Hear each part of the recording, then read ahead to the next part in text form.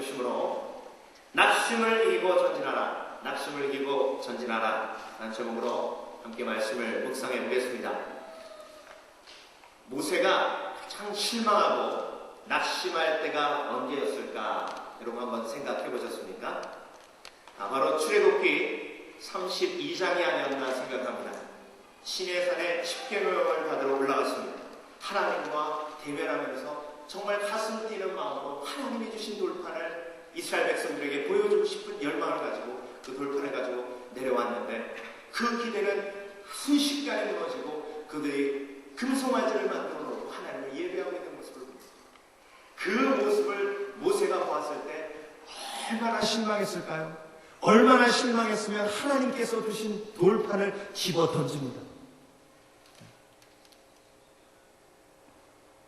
21세기 설교는 직접 눈으로 봐야 됩니다.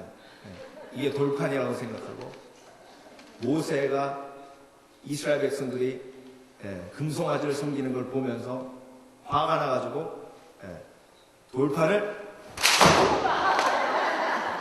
던진 겁니다. 문 목사님, 제가 목사님께 던진 거 아닙니다. 보세요. 제가 직접 던지니까 화난 것 같죠? 그렇죠? 모세가 얼마만큼 실망하고 그 실망이 화가 났으면 돌판을 던져서 깨버렸어요. 그리고 가만히 보니까 그 일이 일어난 이유가 아론 때문인 거예요. 다른 사람도 아닙니다. 아론입니다. 다른 사람들은 다 그래도 아론만큼은 안 그럴 줄 알았습니다.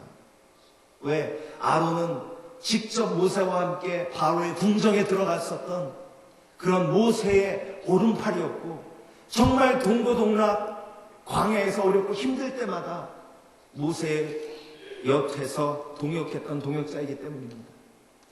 그런데 아론이 그 짓을 한 겁니다. 그러니 사람에 대한 실망, 특별히 함께 동역했던 동역자에 대한 실망이 물밀듯 모세한테 밀려오면서 그 모세의 마음을 슬프고 아프게 했던 것입니다. 그런데요, 그것뿐만이 아닙니다. 하나님이 그 죄를 물으시면서 모세를 통해 3,000명을 죽이십니다. 이스라엘을 거룩하게 하시기 위해서 그렇게 하신 것입니다. 우리 몸에 암세포가 생기면 암세포는 내 세포가 미쳐서 생긴 세포예요. 그렇기 때문에 그 세포를 잘라내는 것, 그 암세포도 사실 내 세포거든요.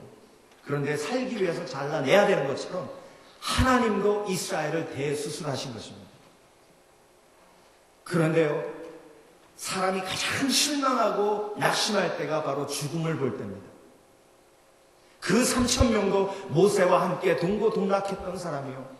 그 3,000명도 모세와 함께 아파하고 광야에서 고생했던 사람들인데 그 사람 3,000명이 자기 눈앞에서 죽어가는 모습을 보면서 모세는 더 큰 실망과 좌절에 빠졌을 것입니다. 모세만 실망했겠습니까? 이스라엘 백성들도 함께 실망했어요. 그러니 그 이스라엘의 전체적인 분위기는 뭐냐면 한마디로 초상집입니다. 초상집도 3,000명의 소상을 치른 초상집입니다. 그런데 하나님이요, 이스라엘 백성들한테 자, 이제 너희들은 일어나서 약속의 땅으로 가라. 한마디로 실망에 빠져있는 이스라엘 백성들에게 약속의 땅으로 갈 마음이 있겠습니까? 없겠습니까? 전혀. 약속의 땅은 약속의 땅. 무슨 약속의 땅? 우리도 가다가 저렇게 3,000명처럼 하나님 앞에 버림받고 죽을지도 모르는데 약속의 땅 좋아하고 있네. 이런 불평이 그 속에서 나올 수도 있는 상황이었습니다. 그런데 하나님은 모세를 통해 다시 그 실망한 공동체인 이스라엘을 회복하신 것입니다. 그 회복의 과정이 출애굽기 33장에 나와 있습니다. 저와 여러분, 우리가 인생을 살면서 실망은 필수요, 낙심은 필수요, 절망도 꼭 거쳐야 하는 과정인 것입니다. 그 상황 속에서 하나님은 우리의 실망과 낙심을 어떻게 회복시키시며 그 실망과 낙심은 믿는 자들에겐 어떤 의미가 있는지 오늘 출애굽기 33장을 묵상해보며 은혜를 받기 원합니다. 첫 번째, 하나님께서는 실망을 이기는 과정을 이스라엘 백성들에게 주셨는데 첫 번째로 그들의 죄를 자백케 하셨습니다. 낙심을 이기고 전진하려면 실망과 절망을 이겨야 하는데 그 실망과 절망을 이기게 하시는 것이 바로 자백이었습니다. 죄 지은 것을 인정하게 하시고 그 죄를 하나님 앞에 고하게 하셨습니다. 백성이 이 황송한 말씀을 듣고 슬퍼하여 한 사람도 그 몸을 단장하지 아니하니 여호와께서 모세에게 이르시기를 이스라엘 자손에게 이르라 너희는 목이 곧은 백성인즉 내가 순식간이라도 너희 중에 행하면 너희를 진멸하리니 너희 단장품을 제하라 그리하면 내가 너희에게 어떻게 할 일을 알겠노라 하셨음이니라. 단장품을 제하란 말은 귀걸이 다 빼라는 얘기입니다. 반지 다 빼라는 얘기입니다. 자, 이 이야기가 무슨 얘기냐면 여러분 출애굽기 32장을 함께 잘 보신 분들은 아시겠지만 금송아지를 뭘로 만들었어요? 금송아지를 그들이 끼고 있는 귀걸이를 빼서 그 금을 가지고 금송아지를 만들었습니다. 자, 그들이 끼고 있는 금을 가지고 금송아지를 만들었기 때문에 그 금송아지를 만든 그 죄가 그들에게 있었기 때문에 이제 하나님이 회개의 부르심으로 너희들이 가지고 있는 모든 단장품을 제하라는 것입니다. 그걸 우상에 바쳤고 그걸 우상에 바쳤기에 그 죄가 너희에게 반영했으니 이제 회개하는 심령으로 하나님께서 빼라 하시면 그것을 빼서 하나님께 드리라는 것입니다. 그것이 회개인 것입니다. 돌아서는 것입니다. 내가 잘못했고 내가 하나님 앞에 범죄했다는 것을 인정하고 자백하는 것입니다. 그래서 하나님께서는 회개할 때에 실망을 이기게 하십니다. 하나님께서는 우리가 죄 지었다는 것을 자백할 때에 실망을 이기게 하십니다. 이스라엘이 자신의 죄에 실망하고 그 죄 때문에 고통스러워하며 하나님을 찾을 때까지 기다리신다는 것입니다. 실망을 이기는 그 역전의 순간이 바로 회개하는 그 순간입니다. 그 회개의 징표로 이스라엘 백성들의 모든 단장품을 제하라 하셨습니다. 그리고 모세가 다시 한번 하나님께 나아갑니다. 회개를 거친 사람에게는 하나님께서는 한없는 소망을 부어주시고 회개하지 않으면 절망하게 되는 원리를 볼 수가 있습니다. 죄의 가장 큰 결과는 실망입니다. 그래서 여러분, 죄가 크면 클수록 실망이 크다.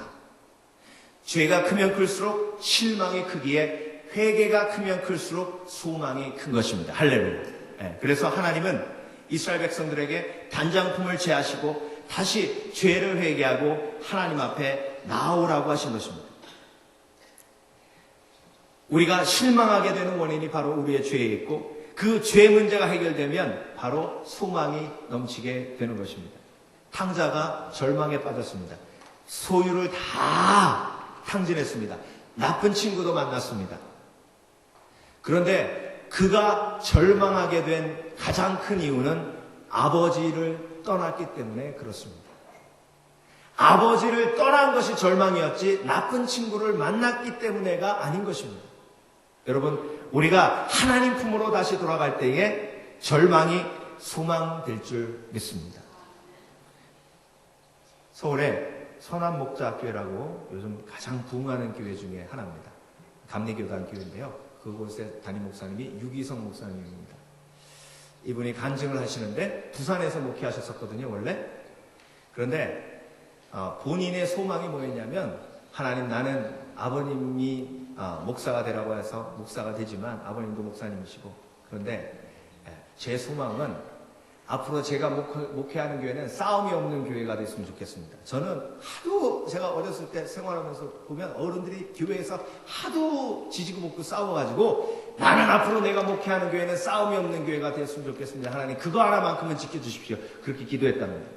그런데 하루는 딱 예배 끝나고 밖에 딱 나갔더니 밖에 주차장에서 장로님 두 분이 타이틀 매치가 벌어졌는데 주먹질을 하면서 한 대 맞은 장로님이 우통을 쫙 벗어끼면서 너 죽고 오늘 나 죽고 보면서 교회 주차장에서 싸움이 나는 거예요. 그래서 제가 그래 우리 교회는 장로님이 한 분이라 참 다행이다. 그렇게 생각을 했어요. 여러분 생각해 보십시오. 교회 안에서 주일날 예배 끝나고 주차장에서 싸움이 났는데 멱살 잡고 그것도 장로님 두 분이. 근데 그 원인을 보니까 한 장로님은 목사님을 쫓아가야 된다 그러고 한 장로님은 목사님이 다 오르냐 그러고 싸움이 붙은 거예요. 그러니까 결국은 목사님 때문에 싸우는 거예요. 그 모습을 유기성 목사님이 보면서 그 다음날 새벽에 하나님 저는 이제 목회 끝입니다. 제가 기도했지 않습니까? 교회에 싸움이 없는 교회에서 목회하게 해달라고 했는데 싸움이 없기는커녕 장로님 두 분이 예배 끝나고 주차장에서 타이틀 매치를 벌였으니 저는 이 교회에 소망이 없는 줄 봅니다. 하나님 이제 저는 목회 끝입니다. 그러고 기도했답니다. 그랬더니 하나님이 한 그림을 보여주시는데 사단이 웃고 있더래요. 그 기도를 딱 마치니까 한 그림이 자기 앞에 딱 나타나는데 사단이 웃고 있대요. 그때 자기가 정말 소름 끼치게 놀란 것이 이게 사단이 기뻐하는 일이구나. 하나님 그러면 이 분쟁의 원인이 무엇입니까? 여쭈어봤을 때 그 분쟁의 원인은 너다. 그때 터진 게 회개예요. 회개입니다.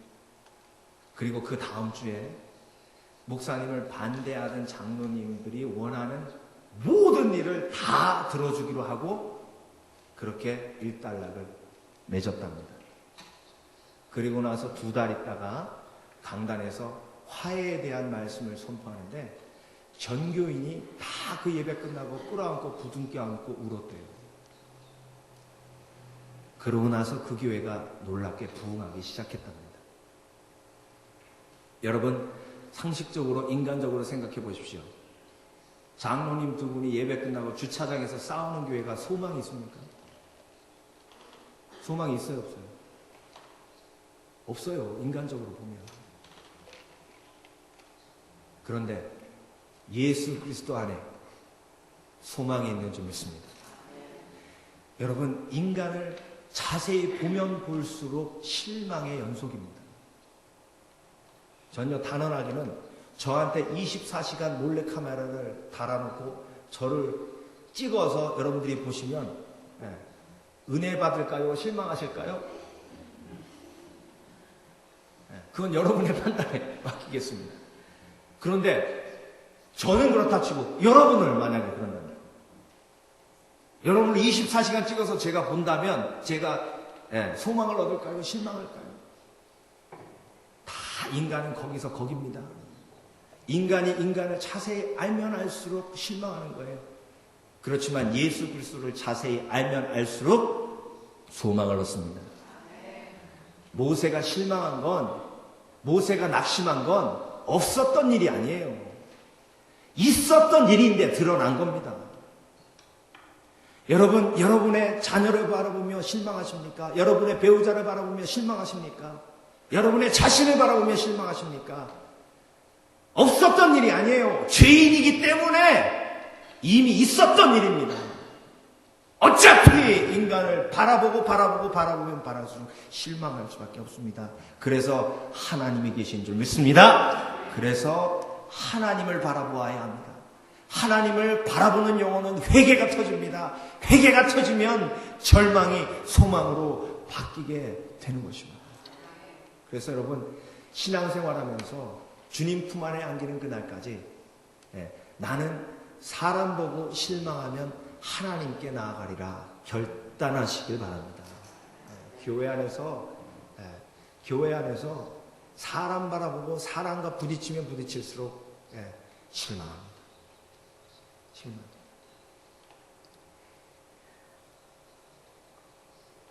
그래서 그 실망을 온전히 이겨야 약속의 땅까지 갈 수 있는 겁니다. 낙심을 이기고 전진하라. 첫 번째가 회개였어요. 자백하고 회개할 때에 내가 소망을 보는 것입니다. 두 번째, 낙심을 이기고 전진하고 실망을 이기고 전진하기 위해서는 하나님을 만나야 하는데 하나님을 찾아야 합니다. 여러분, 실망하고 낙심하면 하나님이 보이지 않아요. 문제만 보입니다. 그런데 그 순간에 하나님을 찾아야 하는 것입니다. 모세가 항상 장막을 취하여 진 밖에 쳐서, 이건 성막이 아닙니다. 이건 성막이 아닌 모세의 낙심했을 때, 실망했을 때 하나님께 나아가는 방법입니다. 그러니까 성막이 교회라고 치면 이 회막은 기도원 정도 되는 겁니다. 성막이 교회라면 회막은 기도의 처소, 사람들이 아무도 모르는 기도의 처소 정도 되는 겁니다. 모세가 항상 장막을 취하여 진 밖에 쳐서 진과 멀리 떠나게 하고, 회막이라 이름하니 여호와를 앙모하는 자는 다 진 바깥 회막으로 나아가며. 그래서 여러분, 이렇게 하나님과 만나는 특별한 장소를 마련해 놓고 모세도 그곳에 나아가며 이스라엘 백성들도 그곳에 나아가서 이스라엘의 절망과 실망과 낙심을 이기게 하나님께서 하신 것입니다.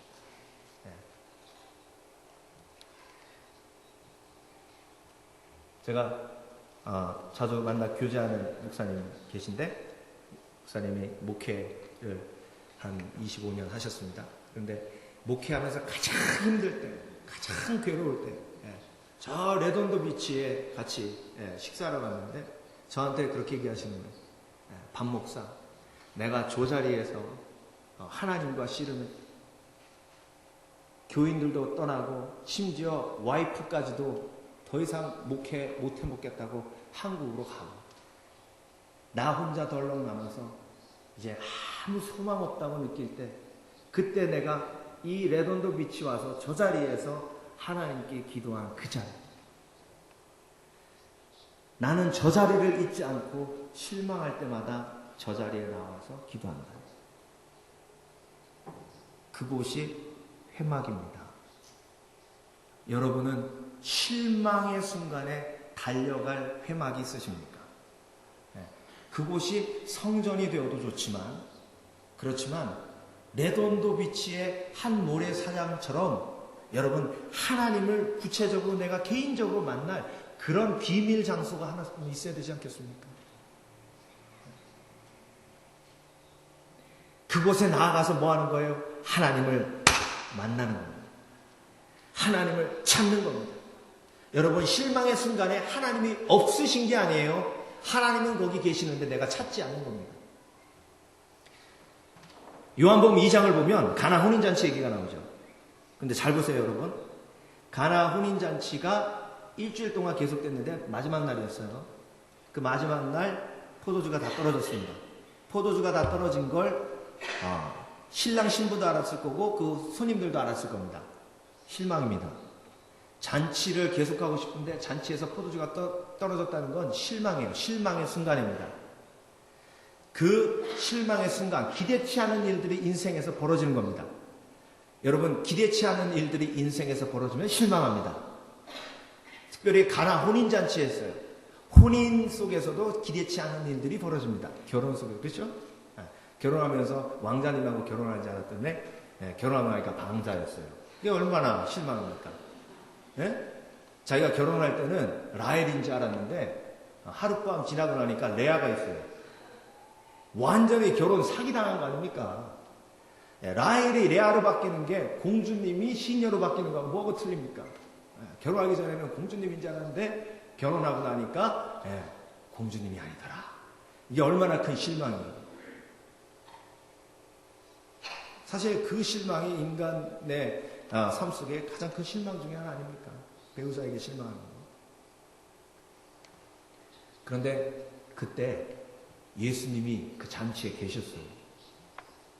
근데 예수님이 손님이셨어요. 그런데 그 신랑 신부가 마리아의 이야기를 듣고 종들에게 예수님이 시키는 그대로 해라! 예수님이 시키는 그대로 해라! 그 순간에 예수님이 주인 되신 줄 믿습니다. 그래요. 게스트로 오신 예수님이 주인 되시니까 실망에서 벗어나는 겁니다. 물이 포도주 된 다음에 그 잔치가 풍성해지고 오히려 회당 그 잔치를 주관하는 잔치의 장이 정말 좋은 포도주가 나오는 게 드문데 이렇게 좋은 포도주가 나중에 나오는 집이 있구나. 더 기뻐합니다. 여러분, 그래서 우리 인생의 실망의 순간에 예수님이 안 계신 게 아닙니다. 예수님이 그곳에 계십니다. 단지 내가 그분의 말씀대로 행했느냐 행하지 않았느냐에 따라서 그 실망이 후망으로 바뀔 수 있느냐 없느냐가 달려있는 겁니다. 근데요, 말씀을 오늘 자세히 보시면 출애굽기 33장에 좀 이상한 게 있어요. 뭐가 이상하냐면 하나님이 이제 이스라엘 백성들을 실망해서 건져내시려면 이제 소망의 말을 주셔야 되는데 소망의 말을 주시지 않고 더 절망의 말을 주시는 게 뭐냐면 모세야 일로 와. 자, 이제 너희는 약속의 땅으로 가라. 그런데 약속의 땅으로 가는데 나는 안 갈 거야. 니네들 혼자 가. 나는 안 가. 너희들 혼자 가. 뭐예요? 그게 소망이에요? 실망이에요? 실망이죠. 하나님이 나와 함께 하시지 않을 거라는 실망이에요. 하나님은요, 우리에게 가장 큰 실망을 주심으로 그것이 터닝 포인트 되게 하십니다. 히스기야를 보세요. 여러분, 히스기야가 죽을 병에 걸렸어요. 근데 이 병을 왕이니까 의사들 다 불러가지고 고칠 수 있잖아요. 그래서 백방도 노력합니다. 그런데 이사야 선지자를 하나님이 보내십니다.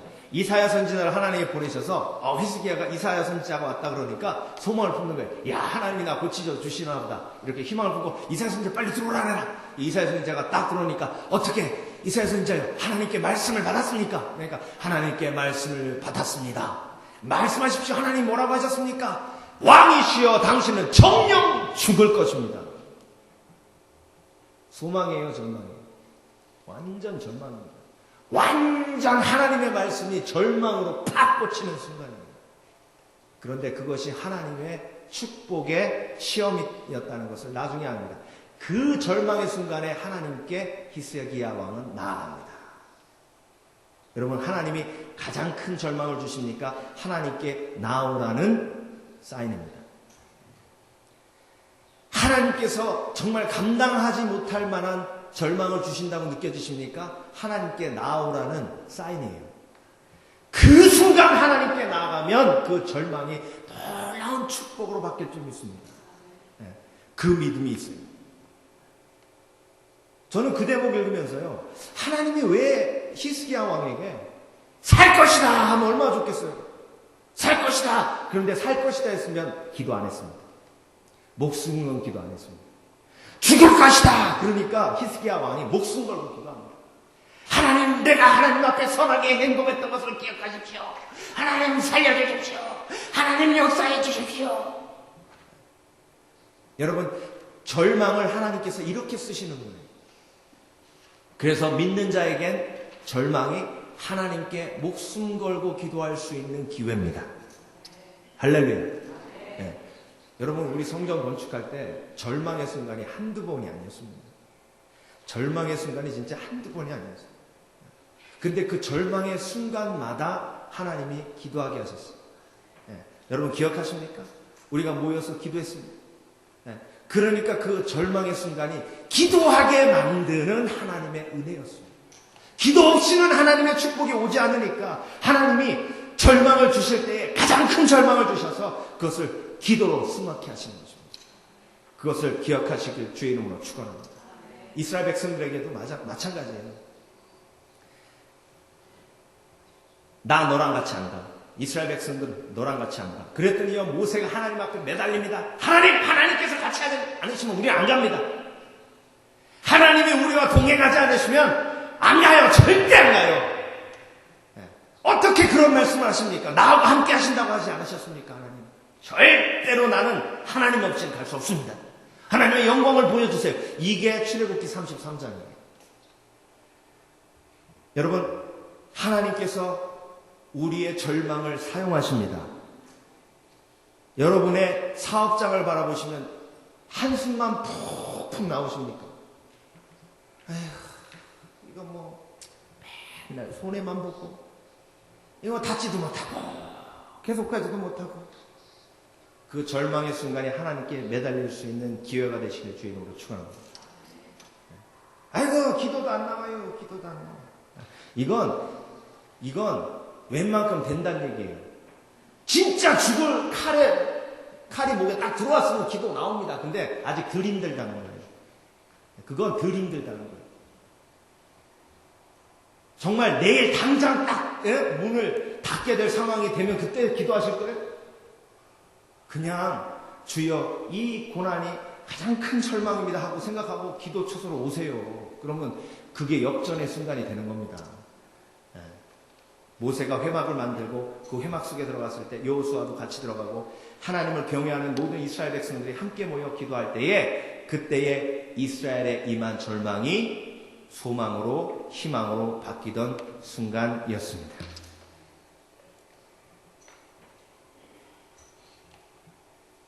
그래서 사람이 그 친구와 이야기함 같이 여호와께서는 모세와 대면하여 말씀하시며 그래서 사실 출애굽기 전체를 봐도 이렇게 하나님이 모세와 친구와 같이 대면했다라는 표현을 한 구절이 없습니다.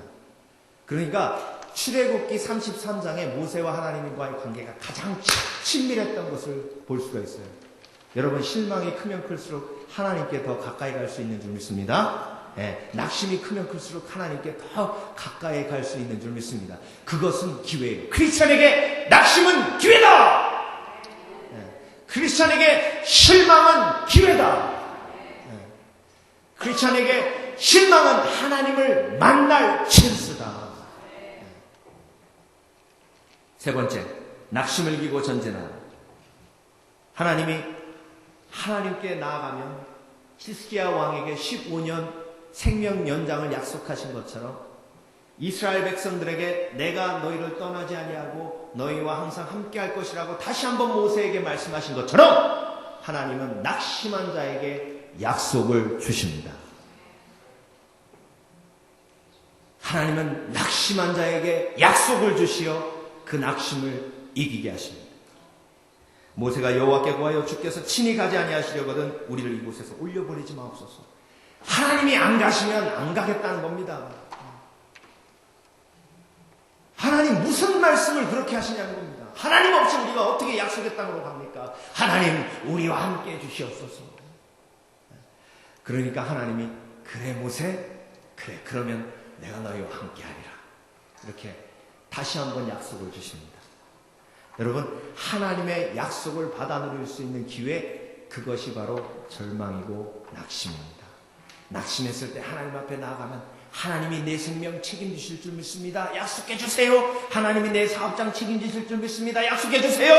내 자녀들 보면 한숨만 나옵니다. 하나님 앞에 나왔으니 이 낙심을 올려드리니 약속해 주세요. 축복하실 것이라고 약속해 주세요. 그러면 하나님이 약속 주십니다. 하나님께 나와왔는데 하나님의 자녀가 나와왔는데 약속 주십니다. 하나님의 약속은 반드시 이루어집니다. 갈라디아서 6장 9절 우리가 선을 행하되 낙심하지 말지니 피곤하지 아니하면 때가 이르되 거두리라. 선을 행하는 자의 특징이 바로 낙심입니다.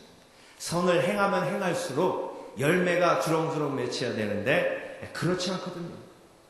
하나님을 위해서 열심히 내가 하는 것 같은데 하나님을 위해서 정말 다른 사람들이 하지 않는 믿음의 행함을 하는데 그래도 내 삶이 어렵고 힘들면 그때에 하나님께서 우리에게 주시는 말씀이 이 말씀입니다. 우리가 선을 행하되 낙심하지 말지니 피곤하지 아니하면 때가 이르면 거두리라. 이것이 약속이에요. 때가 이르면 뭐한다? 거두리라.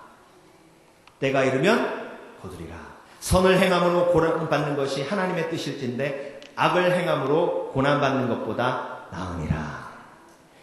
베드로전서 2장 20절 죄가 있어 매를 맞고 참으면 무슨 칭찬이 있으리요 오직 선을 행함으로 고난을 받고 참으면 이는 하나님 앞에 아름다우니라. 이렇게 하나님 앞에 약속을 받으면 그 약속을 믿고 승리하게 되는 것입니다. 그래서 모세가 낙심했을 때 이스라엘 백성들이 낙심했을 때 하나님이 이스라엘을 회복하시는 세 단계를 여러분 보십니까? 첫 번째 자백하게 하시고 회개하게 하신 다음에 하나님과 만나게 하시고 온전히 약속된 장소에 나와서 하나님을 찾게 하시고 그 다음에 약속을 주시는 겁니다. 정글을 천국으로 세우는 사람이라는 책. 제가 장윤아 선교사님 얘기를 요즘 많이 하는 이유는 그분의 삶이 참 도전이 되었기 때문에 그렇습니다. 오늘 장윤아 선교사님 이야기하면서 마무리하려고 합니다. 절망의 순간, 낙심의 순간, 선교사님들에게도 찾아오죠. 그런데 병원을 이제 4개 지었답니다. 5개째 짓는데 이분이 이제 의료 선교하시는 분 아니에요? 베트남에 병원을 지으며 선교하시는 분인데 5번째 병원을 딱 짓는데 대구에서 한 교회에서 의료진과 그리고 스태프들을 그 병원을 짓는데 돕는 사람으로 파송해가지고 공항에서 픽업해서 같이 사역을 하는 겁니다. 그런데 정말 베트남에서 가장 힘든 지역에서 병원을 짓는데 얼마나 영적 전쟁이 심하겠습니까? 그런데 그 동역자들이 와서 정말 즐겁고 행복하게 할 수 있겠다 생각을 했는데 자기가 양녀로 키운 베트남 여학생이 오더니 아빠 저 사람들 크리스찬 맞아? 그러더래요. 크리스찬이지 왜? 근데 아빠 왜 저 사람들은 날마다 술 먹어? 어디서? 가봤더니요. 일 끝나고 그 스태프들이 다 모여가지고 술 마시고 있대요.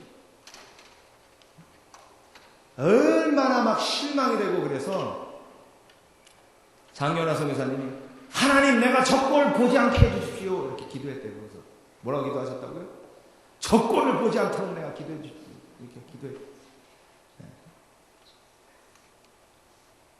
여러분 예수 그리스도 이름으로 모여서 술 마시는 거 아닙니다. 절대로 그 혼자 드세요. 하나님이 여러분 잘 생각해보세요. 예수 그리스도 이름으로 모여서 술 마시면서 주의 은혜 끝내준다. 할렐루야 이럽니까? 아이고 교회 그 인간은 왜 그런데? 아이고 맞아 이러죠. 절대로 그런 거 아닙니다. 선교대에 가가지고요 진짜 기도해도 안타까운데 거기서 술 마시고 있으니 장윤아 선교사님이 저 꼴 보지 않게 해달라고 기도를 했대요. 근데 중요한 건 이틀 있다가 장윤아 선교사님이 혼수 상태에 있을 때에 눈 하나 멀었고요. 9개월 동안 식물인간도 있었지 않습니까? 눈 하나가 나왔는데 그 눈이 안 보이더래요. 3일인데 지나서. 그래서 눈이 안 보여가지고 하나님 이렇게 제가 장님 되면 베트남 선교 끝입니다. 하나님 장님 되면 안 됩니다. 그랬는데 병원에 가서 진찰을 딱 봤는데 8시간 안에 안구를 이식하지 않으면 당신은 평생 장님으로 살 수밖에 없습니다. 그 얘기를 딱 듣고 옆에 앉아있던 자기 수양딸이 베트남 수양딸이 아빠 내 눈 줄게요. 나는 눈 하나면 돼요. 내 눈 줄게요. 근데 그때 막 눈물이 막 그러면서 병원 침대에 누워가지고 하나님 앞에 통하는 기도하는 거 아닙니까? 하나님 나를 베트남에 보내서 이곳에 병원을 세우게 하시더니 이제 장님까지 만들려고 하십니까?